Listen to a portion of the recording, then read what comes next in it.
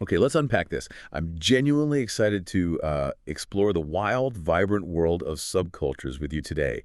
It's truly fascinating how these alternative lifestyles constantly shift and, evolve. We're going to dive deep into the rich symbolism and profound significance behind them. We've pulled from a fantastic stack of sources for this deep dive, including a robust academic exploration and an ultimate AZ guide of specific subcultures. Our mission here is to give you a shortcut to being truly well-informed about these dynamic communities, and maybe spark your own curiosity about the amazing ways people find belonging and express themselves. Yeah, and what's truly fascinating here is that subcultures aren't just like fringe groups you might observe from afar. They're essential mirrors reflecting fundamental human needs, our need for community, for identity, and often for resistance against the status quo. They're crucial because they provide individuals with a powerful sense of self and belonging. And they're constantly challenging dominant norms, creating entirely new forms of expression that kind of ripple outwards. And a huge part of that expression, often the very first thing you notice, is how subcultures use clothing and fashion. It's not just what you wear, is it? It's a visual manifesto, like a statement, almost a uniform sometimes. Our sources highlight how clothing becomes a direct representation of a group's values, their beliefs, their attitudes. It's how they push against mainstream norms and create this immediate sense of belonging. So if clothing is this immediate visual thing, how much of it is a conscious choice? And what's really going on beneath the surface when someone puts on a particular look? That's a great question. Because it's rarely just about the aesthetics.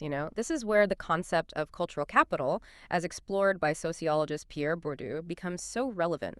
Think of it like a secret currency, or maybe an insider's handbook. In these groups, knowing the right visual cues, the right brands, or even the subtle ways to wear something that isn't just about fitting in, it's about gaining status and belonging within that specific community. Clothing and fashion, in this sense, aren't just clothes. They're a powerful form of this cultural capital, a silent language that instantly tells you, I'm one of us, or I know the code. It's incredibly powerful for building that internal cohesion and recognizing fellow travelers. That's a powerful way to frame it, a silent language. And the AZ Guide gives us some incredible examples that really bring this to life. Take glam rockers from the early 70s. Their look was shimmering, often androgynous personas, with sequin jumpsuits, towering platform booths, and dramatic glitter-laden makeup. It was a direct, theatrical challenge to traditional gender norms. Very deliberate. Then you have the casuals, a uniquely British subculture, late 70s, 80s. They adopted this sophisticated designer-driven aesthetic, using high-end sportswear brands like Fila, Stone Island, Lacoste, Fred Perry. It was described as a silent code of allegiance. And it's fascinating how this look originated with football fans traveling in Europe, seeing different, maybe more refined street fashion. Right.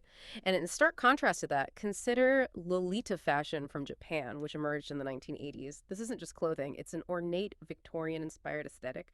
We're talking petticoats, frills, lace, knee-length skirts, often meticulously styled. It challenges contemporary norms of beauty and femininity by creating this idealized, almost childlike, innocent beauty. It's quite something.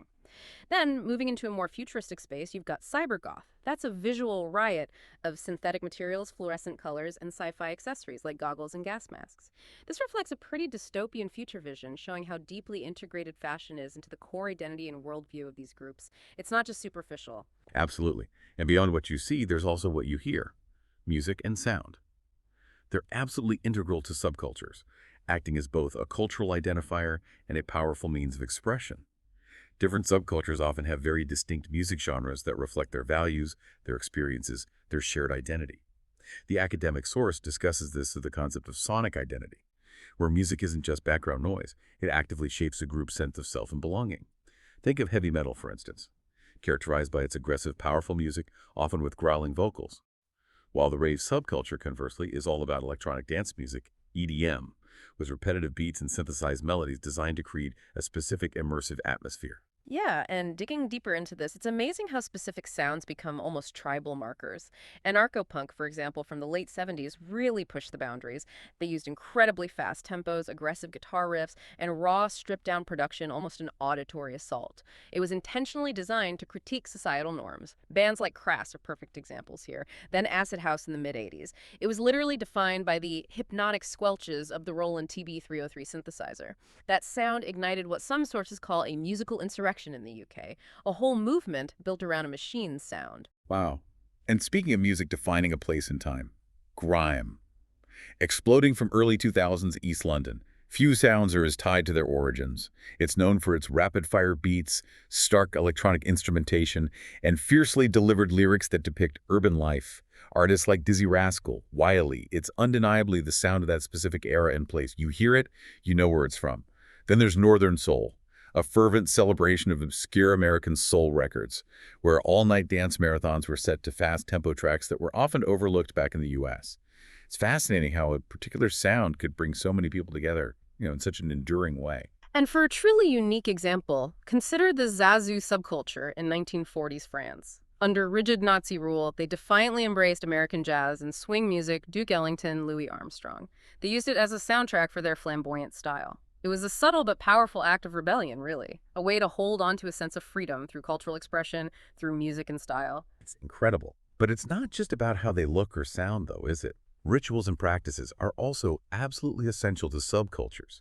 They provide a means of community building and reinforce group identity, creating a powerful sense of what's called communitas, which isn't just community.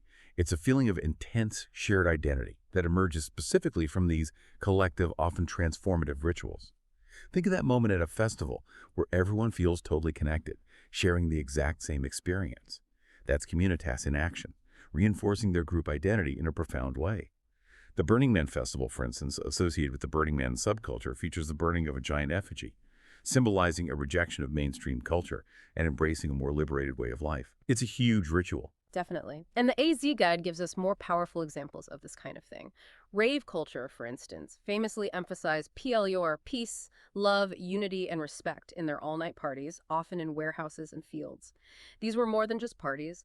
They fostered a deep collective euphoria among attendees, creating an almost spiritual bonding experience for many. Then there's kink culture, which explores unconventional sexual practices. It places a paramount emphasis on consensual, safe, and respectful exploration of boundaries and desires. This focus is actually what fosters a strong sense of camaraderie and creates truly safe spaces for its members to explore themselves without judgment. The rules create the community. And then there's Vogue, emerging from the Harlem ballroom scene in the late 1980s. It's both a dance style and a subculture, rooted deeply in LGBTQ+ communities of color. These elaborate competitions and the formation of houses were central rituals. They built incredible community and identity in a world that often didn't accept or validate them. It's just incredible to think about how much creativity and identity is packed into these specific choices.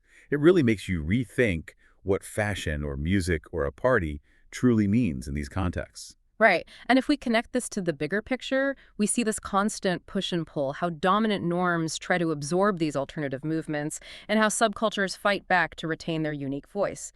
This dynamic highlights the deeper significance of subcultural practices. They play a crucial role in shaping identity and belonging, often serving as a refuge from mainstream culture. This aligns perfectly with social identity theory, where individuals derive a vital sense of identity and belonging from their membership in social groups. For many, a subculture is the place where they finally feel seen and understood. It's fundamental. Yeah, the relationship between subcultures and mainstream culture is fascinatingly complex. It's not simple. Our sources show how they can challenge and subvert dominant norms, but also at times be co-opted and assimilated, watered down almost. This idea of cultural hegemony, where dominant cultural norms are imposed on subordinate groups. It means mainstream culture often tries to neutralize the radical edge of subcultures by absorbing them. You see it all the time that punk aesthetic eventually ends up on a designer runway, or a unique musical genre gets simplified for pop radio. It's like the mainstream is trying to buy the cool, strip out its challenge, and sell it back to everyone. That's exactly right. Yet despite that constant pressure, subcultures also inherently challenge dominant norms. They push boundaries, create new forms of expression. This is understood through the concept of resistance, sometimes quiet, sometimes very loud rebellion. Take the LGBTQ+ subculture, which has consistently challenged dominant norms around gender and sexuality. They fostered a more inclusive and accepting environment for everyone, really. They were pioneers in shifting societal perspectives. Absolutely. And the AZ Guide offers more specific examples of this resistance. Queercore, for instance, emerged in the mid-1980s as a radical offshoot of punk. It was a defiant response to both mainstream heteronormativity and homophobia within the punk scene itself, using punk's raw energy to directly address LGBTQ+ issues. Really powerful stuff. Then you have the straight edge movement. This is a counter-movement within hardcore punk that promoted a lifestyle free of alcohol, drugs, and promiscuous sex. advocating for self-control and personal empowerment in a scene often associated with excess. It's a powerful statement of internal critique and redefinition within a subculture. It truly is. It shows how subcultures aren't monolithic, they're not static, they constantly evolve and redefine themselves, even from within. Okay, so we've talked about the big picture, the powerful themes that connect them all, the fashion, the music, the rituals, the resistance. But the real magic, the true kaleidoscope of human expression, is often in the details. And our AZ guide truly brings that to life, showcasing the incredible breadth and impact of specific subcultures you might never have even heard of. For example, the Teddy Boys and Girls, who emerged in 1950s Britain. They were one of the first big youth subcultures, defined by their Edwardian-inspired fashion and love for early rock and roll, and they influenced so many later movements in youth culture, kind of the blueprint in some ways. Definitely foundational. And of course, the hippies, the iconic 1960s countercultural movement, championing peace, love, and communal living. Their movement was deeply rooted in opposition to the Vietnam War and mainstream societal norms, a truly transformative resistance movement that, well, changed the fabric of society. No doubt. Then there are the skinheads, a subculture with a really complex evolution, worth noting. They were initially influenced by Jamaican rude boy culture and British mods, embracing ska, rocksteady, and reggae. Very specific musical roots. But over time, the subculture fragmented. Some groups sadly adopted far-right ideologies, while others, like sharp skinheads against racial prejudice, actively opposed racism and promoted inclusivity. It's a powerful example of the internal diversity and sometimes conflicting paths as a subculture can take. Proves they are never just one single, static thing. Absolutely crucial point. And finally, maybe yob culture, a late 20th century UK phenomenon, characterized by rowdy behavior, utilitarian fashion, and links to football hooliganism, often gravitating towards oi and hardcore music. Each of these, no matter how niche or how complex their history, contributes significantly to the rich tapestry of human expression and identity. So, as you can tell, subcultures are a complex, multifaceted phenomenon. They're constantly shaping and being shaped by society. They are crucial in providing identity, challenging norms, and serving as this wellspring of new forms of expression. It really makes you think about the quiet revolutions happening all around us, sometimes just in how people dress or what they listen to. Which raises an important question for today, I think. In a world of increasing digital connection and globalized trends, how might subcultures continue to evolve? What new symbols or practices will they use to define themselves and challenge the status quo, especially when so much of our interaction happens online now? How does that change things? That's a great question to leave people with. We hope this deep dive has given you a shortcut to being well-informed and perhaps sparked your own curiosity about the amazing ways people find belonging and express themselves. So, next time you walk through a busy city street, remember that the subtle fashion choices or the music drifting from someone's headphones might be telling a much deeper story. A story about identity, belonging, and maybe even resistance, thanks to these concepts we've explored today.